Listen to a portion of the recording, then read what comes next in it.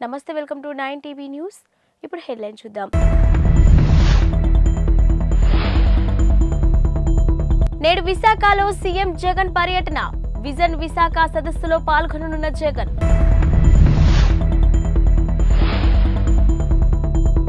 ఇవాళ మంగళగిరిలో జయహో బీసీ సభ.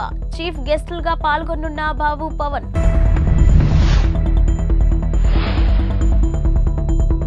పసిడి ప్రియులకు భారీ ఊరట. స్వల్పంగా తగ్గిన బంగారు ధరలు. ఇక డీటెయిల్స్ చూస్తే తాడపల్లి గూడెంలో టీడీపీ జనసేన ఉమ్మడి సభ సక్సెస్ కావడంతో అదే ఊపులో గుంటూరు జిల్లా మంగళగిరిలో ఇవాళ జయహో బీసీ సభ నిర్వహించనున్నారు. గుంటూరు నాగార్జున విశ్వవిద్యాలయం ఎదురుగా నిర్వహించే జయహో బీసీ సభ ఏర్పాట్లను ఏపీ టీడీపీ అధ్యక్షుడు అచ్చెన్నాయుడు పరిశీలించారు. సభకు టీడీపీ అధ్యక్షుడు నారా చంద్రబాబు నాయుడు, జనసేన అధ్యక్షుడు పవన్ కళ్యాణ్ హాజరు కాబోతున్నారు. రెండు పార్టీలకు చెందిన 19 మంది నేతల కమిటీ తయారు చేసిన ఉమ్మడి బీసీ డిక్లరేషన్ను మంగళగిరి సభలో విడుదల చేస్తారు.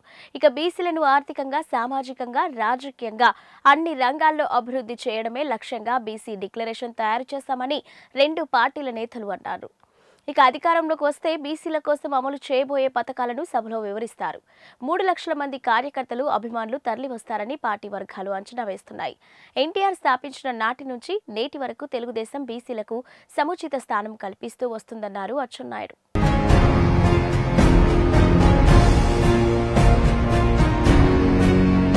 ఏపీలో ఎన్నికలు దగ్గర పడుతున్న తరుణంలో కీలక పరిణామాలు చోటు చేసుకుంటున్నాయి. ప్రధాన పార్టీలు అభ్యర్థులపై కసరత్తులు చేస్తున్న నేపథ్యంలో రాజకీయాల్లో జంపింగ్ల పర్వం నడుస్తుంది. ఇక ఈ క్రమంలోనే సీఎం క్యాంపు కార్యాలయంలో Allagadda BJP incharge Bhuma Kishore Reddy, YCP అధినేత జగన్ సమక్షంలో పార్టీ కండువా కప్పుకున్నారు. అలాగే కిషోర్ రెడ్డితో పాటు భూమా వీరభద్రారెడ్డి, గంధం భాస్కర్ రెడ్డి, అంబటి మహేశ్వర్ రెడ్డి, పలువురు స్థానిక బీజేపీ నాయకులు వైసీపీలో చేరారు. ఈ కార్యక్రమంలో Nandyal MP Brahmanandareddy, Allagadda MLA Gangula Bijendrareddy, YCP regional coordinator Ramasubbareddy, మాజీ ఎమ్మెల్సీ గంగుల ప్రభాకర్ రెడ్డి సహా పలువురు వైసీపీ నాయకులు పాల్గొన్నారు. ఈ సందర్భంగా భూమా కిషోర్ మాట్లాడుతూ, భూమా అఖిల ప్రియ ఓ క్రిమినల్ అని, ఆమె తన భర్తతో కలిసి కిడ్నాప్లు, దొంగతనాలు, కబ్జాలు చేస్తున్నారని సంచలన ఆరోపణలు చేశారు. అలాగే గంగుల నానిని గెలిపించడం కోసం భూమా కుటుంబం పనిచేస్తుందని, భూమా అఖిల ప్రియ ఓటమి కోసమే పనిచేస్తానని చెప్పారు. ఇక సీఎం జగన్ చేస్తున్న అభివృద్ధి సంక్షేమం చూసి పార్టీలో చేరానని తెలిపారు. అలాగే ఏపీలో బీజేపీ నాయకులు టీడీపీ ఇచ్చే సీట్ల కోసం ఎదురు చూస్తున్నారే తప్ప నేతల, కార్యకర్తల మనోభావాలను అర్థం చేసుకోవట్లేదని భూమా కిషోర్ అన్నారు. APCC Kisan cell president Jatti Gurunatharao, Jangareddygudem మాజీ జెడ్పీటీసీ ముప్పిడి శ్రీనివాసు వైఎస్ఆర్సీపీలో చేరారు. ఇక తాడపల్లిలోని సీఎం క్యాంపు కార్యాలయంలో సీఎం వైఎస్ జగన్ సమక్షంలో వారి పార్టీలో కండువా కప్పుకున్నారు.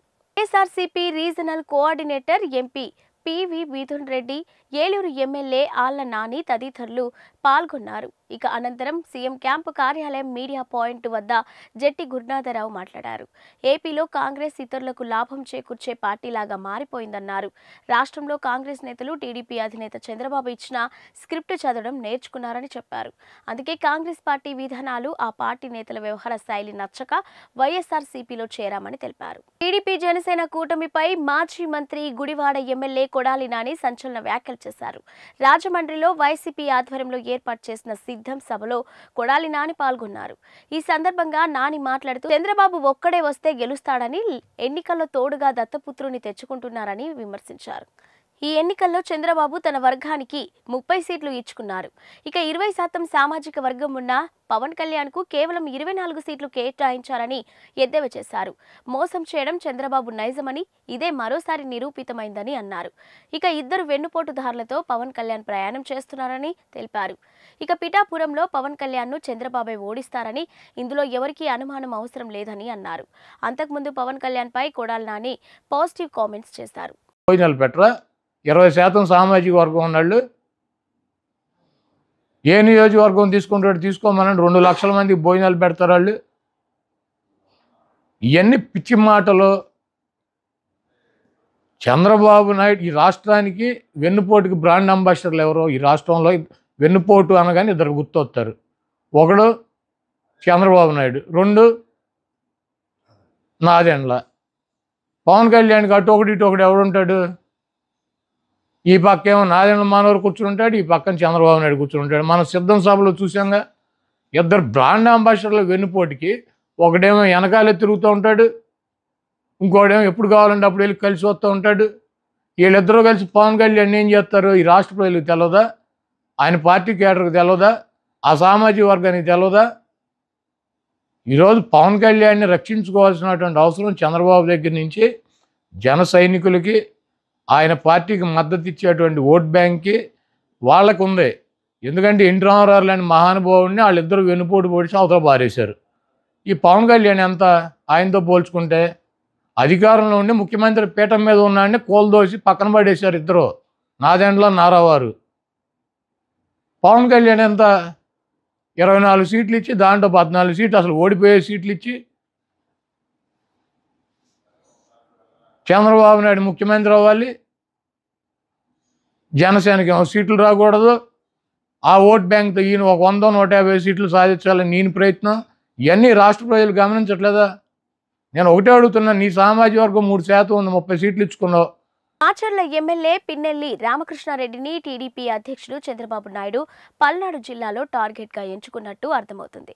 ఇక పల్నాడు ప్రాంతంలోని దాచపల్లిలో జరిగిన రా కదలి రా సభలో చంద్రబాబు రామకృష్ణారెడ్డి అతని సోదరుడు చేస్తున్న అక్రమాల గురించి ఉతికి ఆరేశాడు. చంద్రబాబు పిన్నెల్లి అక్రమాలను ఏకరువు పెడుతుంటే సభకు హాజరైన ప్రజానికం నివ్వెరపోయారు. ఇప్పటి వరకు పిన్నెల్లి బ్రదర్స్ అక్రమాలు మాచర్ల ప్రజలకే తెలుసు అనుకుంటున్నారు. అలాంటిది చంద్రబాబు తన ప్రసంగంలో వారి అక్రమాలు ఎత్తి చూపడంతో రాష్ట్రం మొత్తం వారి అక్రమ వ్యవహారం తెలిసిపోయింది. పైగా వైసీపీ ప్రభుత్వం ఏర్పాటు అయిన కొద్ది కాలానికి చిన్న కాకాని సమీపంలో ఉన్న రామకృష్ణారెడ్డి చంద్రబాబును అరే కొజ్జా లాంటి తీవ్ర పదజాలంతో విమర్శించారు. అప్పటి నుంచి పిన్నెల్లి వ్యవహారాలపై చంద్రబాబు దృష్టి సారించారని తెలిసింది. ఇక పిన్నెల్లి అనుచరులు మాచర్లలో అడ్డగోలుగా అక్రమాలకు పాల్పడుతూ వస్తున్నారని ఇప్పటికీ నివేదికలు బాబుకు అందుతూనే ఉన్నాయి. ఇక పేదల ఆస్తులను స్వాధీనం చేసుకోవడం, 100 ఎకరాల ఖాళీ స్థలాలు మాచర్ల ప్రాంతంలో అక్రమాలకు గురయ్యాయని తెలిపారు. అక్రమ మద్యం వ్యాపారం, గ్రానైట్ లారీ కలెక్షన్ లాంటి అక్రమ చర్యలు చేయటంతో పాటు హత్య రాజకీయాలు పిన్నెల్లి ప్రోత్సహిస్తున్నారని కూడా బాబు ధ్వజమెత్తారు. నేను అడుగుతున్నా, ఇప్పుడు ఇదే ఈ నాటకం, ఈ రోజు నాటకం ఆడుతున్నాడు. జగనాసుర రక్త చరిత్ర ఇదే సాక్షి గెజిట్. ఇదే నీకు ధైర్యం ఉంటే రా, పెనుగొండకు రా, కదిలి రా, పిలిపించా రా, కదిలి రా.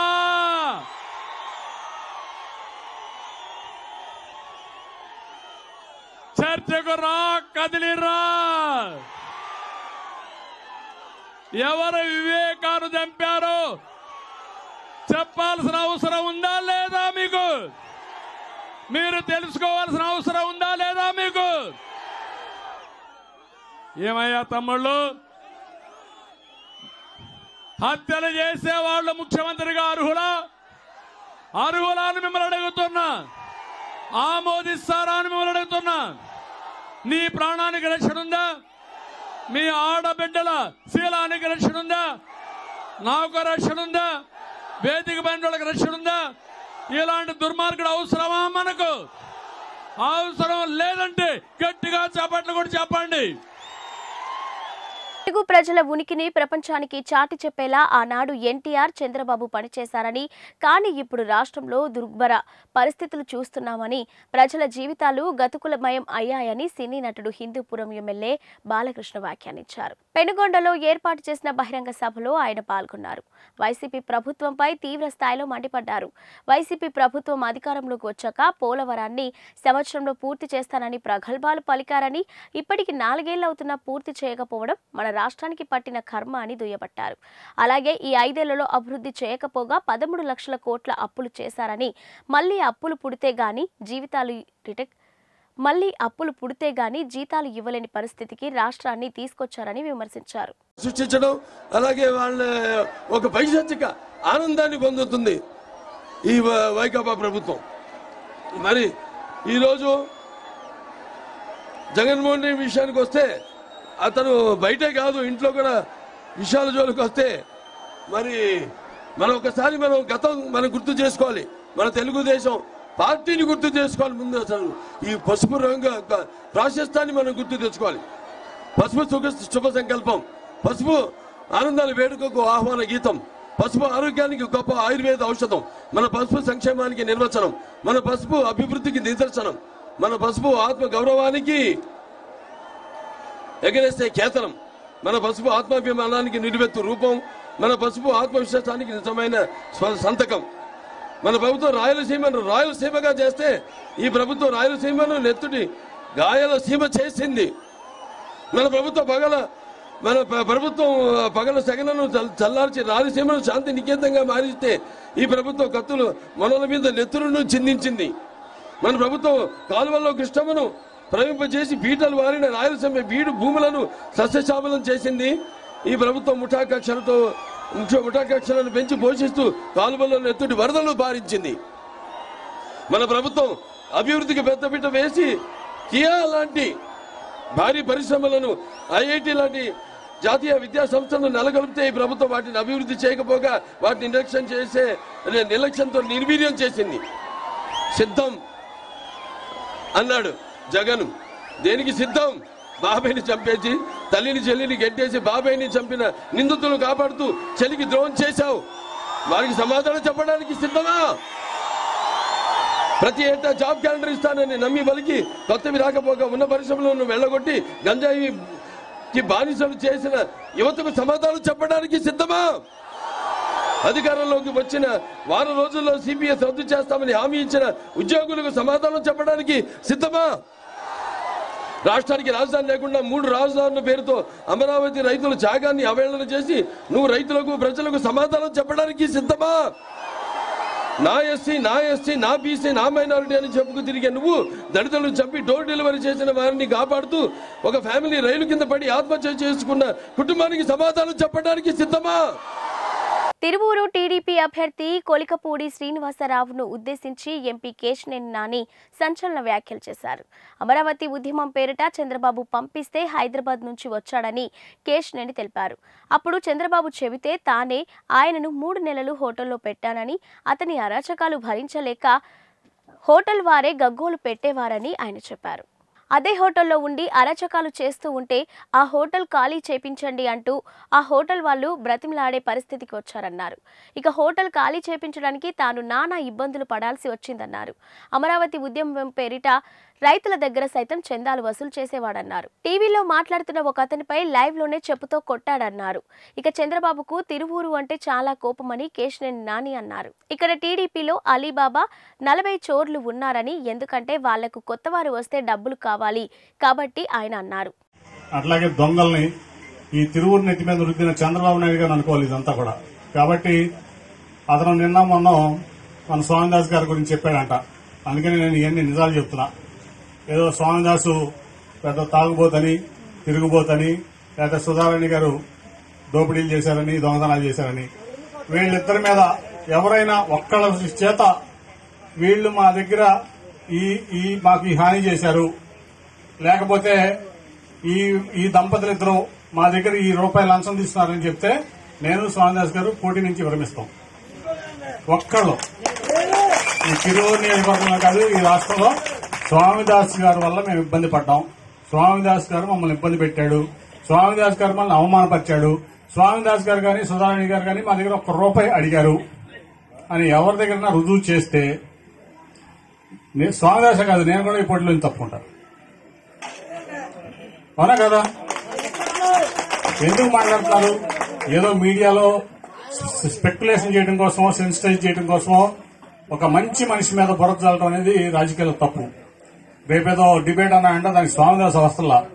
మా దగ్గర చిన్న కార్యకర్తలు ఉన్నారు, వచ్చి డిబేట్ కావాలంటే వాళ్ళు వస్తారు. పత్రికా ముఖంగా కూడా చెప్తున్నా. స్వామిదాస్ ఎందుకు? స్వామిదాస్ 2 సార్లు ఎమ్మెల్యే. అవునా? ఒక చదువుకున్న వ్యక్తి, గెస్టెడ్ ఆఫీసర్ స్వామిదాస్ గారు, సుధారాణి గారు. నీకులాగా ఆవారా కాదు. వాళ్ళు నీకు ఎందుకు వస్తారు డిబేట్ కి, డిస్కషన్ కి? ఈ రోజు జాయిన్ అయిన వెళ్తారంట. మా కుటుంబరావుగా మా కుటుంబరావు చెప్తున్నాడు. మా కుటుంబరావు ఈ రోజు జాయిన్ అయిన వెళ్తారు. పాత వైసీపీ వాళ్ళు కూడా అవసరం లేదని. అంత మంచి వ్యక్తులు వాళ్ళు. కాబట్టి దాంట్లో ఈ రోజు నేను చెప్తున్నా, మీరు ఏమండి స్వామిదాస్ గారు 40,000 నుంచి 50,000 మెజారిటీతో గెలవబోతున్నాడు ఇవాళ. ఆర్థిక అవసరాల కోసం ఏపీ సెక్రటరియట్ ను వైసీపీ ప్రభుత్వం తాకట్టు పెట్టిన అంశం రాష్ట్ర రాజకీయాల్లో కలకలం రేపుతుంది. ఈ నేపథ్యంలో ప్రధాని మోదీకి ఎంపీ రఘురామకృష్ణమరాజు లేఖ రాశారు. 350 కోట్లకు సచివాలయాన్ని ఏపీ ప్రభుత్వం తాకట్టు పెట్టిందని లేఖలో ఆయన అన్నారు. ఏపీ ప్రభుత్వం రాజ్యాంగ ఉల్లంఘనలకు పాల్పడుతుందని అన్నారు. దీనిపై విచారణ జరిపించాలని కోరారు. పీఎంను జగన్ కలిసే లోపే తాను లేఖ రాశానని చెప్పారు. ఏ ప్రభుత్వం బ్యాంకు కూడా సెక్రటరియట్ను తాకట్టు పెట్టుకోవడానికి ముందుకు రాకపోవడంతో ప్రైవేటు బ్యాంకు హెచ్డిఎఫ్సి బ్యాంకు తాకట్టు పెట్టుకుందని తెలిపారు.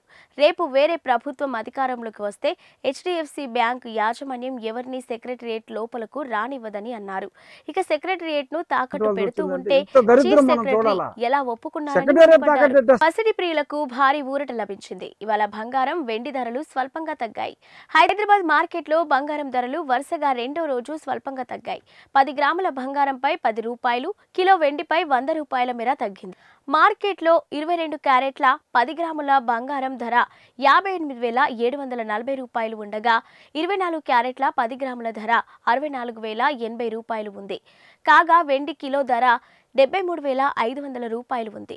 దేశంలోని ప్రధాన నగరాల్లో బంగారం, వెండి ధరలు చూసినట్లయితే ఢిల్లీలో 22 క్యారెట్ల 10 గ్రాముల బంగారం ధర 58,890 రూపాయలు ఉంటే 24 క్యారెట్ల గోల్డ్ ధర 64,230 రూపాయలుగా ఉంది. ఇక ముంబైలో 22 క్యారెట్ల గోల్డ్ ధర 58,740 రూపాయలుగా ఉంటే 24 క్యారెట్ల ధర 64,080 రూపాయలుగా ఉంది. ఇక చెన్నైలో 22 క్యారెట్ల ధర 59,290 రూపాయలు, 24 క్యారెట్ల ధర 64,680 రూపాయలు.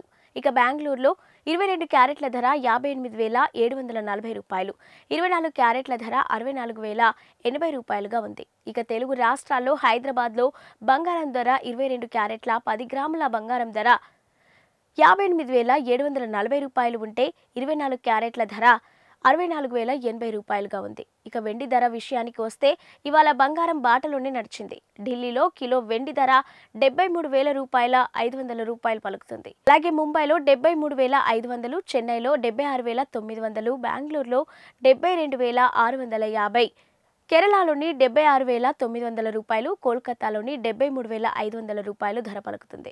ఇక హైదరాబాద్లోని వెండి కిలో ధర 76,900 రూపాయలుగా ఉంది. ఇవి ఇప్పటివరకున్న బులెటిన్ అప్డేట్స్. మరిన్ని అప్డేట్స్తో మళ్ళీ కలుద్దాం.